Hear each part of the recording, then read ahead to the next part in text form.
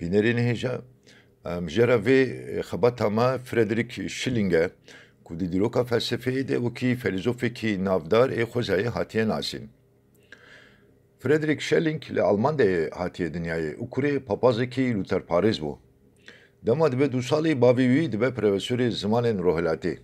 Schelling başperwerde bûye. Hê di zarokatiya xwe de jî ji hêla akademîk ve xwendekarekî serkeftî bûye. Di ciwaniya xwe de bi tesîra ramanên Kant, Fichte û Spinoza meyla wî çûye ser felsefeyê. Di 23 saliya xwe de li zanîngeha Janayê bûye profesor ku zanîngeha Janayê piştî kurtedemekê bûye navenda xebatên akademîk a Almanyayê. Hê ku gelek ciwan bû jî, gelek dihate nasîn û di 31 saliya xwe de statûya von danewî û bûye Friedrich von Schelling. Schelling gelek sistemên ramanî yên cuda avakiriye û berê xwe herden daye destpêkê û mijarên bingehîn. Piştî çend salan gelek felsefeyan afrandiye. Lêbelê ji ber sebebên cihê ku nayên zanîn di 25 saliya xwe de berhemên xwe nema daye çapê. Lê karê xwe ê nivîskarî û mamostetiyê berdewam kiriye. Schelling jî mîna Kant heta 80 saliya xwe jî dest ji nivîsandinê bernedaye û berdewamî nivîsandiye. Di nav felsefeyên Schellingî de a herî naskirî û tesîrdar felsefeya wî a xwezayê ye.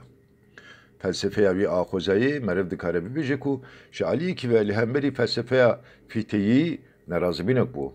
Fichte wa fikiriye ku gerdûn ji maddeyên bêlîv pêk hatiye û ji xebûna zindî jî cihê ye. Schelling wa nefikiriye û gotiye ku hemû jiyan ji aliyê wê gerdûna ku demekê bêlûv bû ve hatiye afrandin. Di dîmenên wî de xweza rastiyekê total e û herdem ve diguhere. Di destpêkê de wî tenê maddeyên bêlîv hebûne û piştre di nava wan de anjiyan bibêjin di dilê wan de jiyanê destpê kiriye. Di destpêkê de xweza di şeklê dirext, ajal û di daviyê de jî di şeklê mirovî de bi pêş ketiye û berfireh bûye. Di vê mijarê de pêdivî bi balkişandina çend xalan heye. A yekem di destpêkê de xweza dirext e. A duyêm xweza ne rewşek e, demajoyekê çêbûnê ye. A sêyem jî mîna perçeyekê temamkar di vê demajoyê de xwedaya der. Jiyan ji maddeyê ne cihê ye ve gotina prensîpa dijberê maddeyê ye. Her du mîna du hêlên demajoyekê yên cihê ne û bi hev dû re berdewam dikin.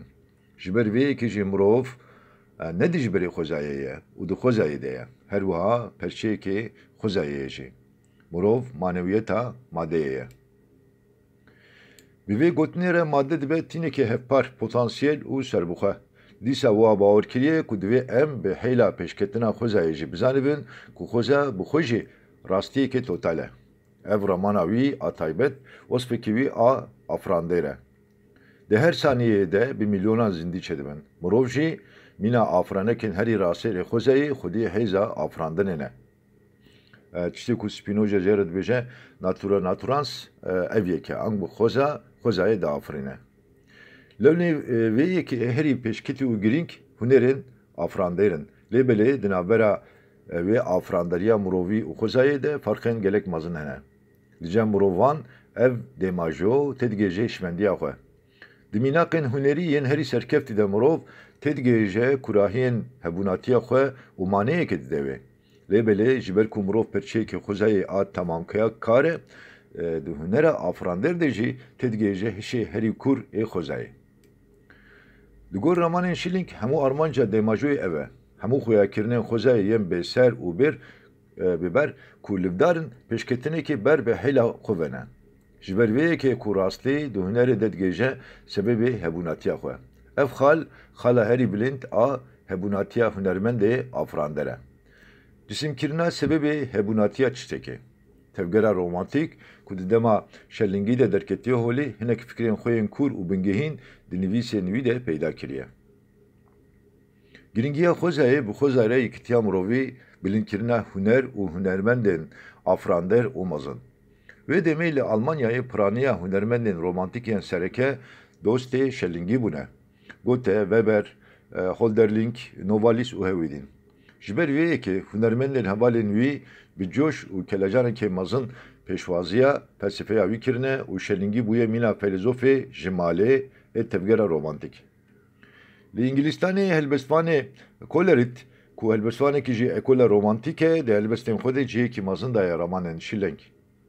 Di demên xwe yên li ser kar yên Davîdê li ber Berlînê konferansekê serkeftî raberkiriye.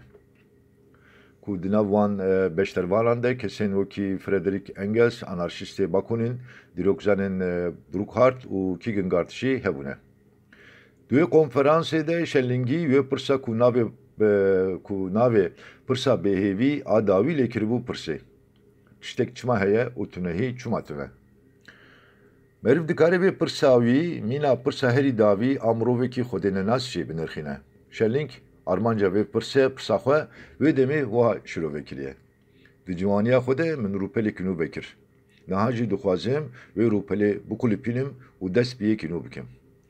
Dersên wê li Berlînê di sala bîstan de jî ji alî filozofên hebûn parêz ve wekî çavkaniyên girîng û hişyarker hatine dîtin û bikaranîn. Meriv dikare bibêje ku pirsa tiştek çima heye, îro jî ji bo filozofan pirsekê gelek giring e.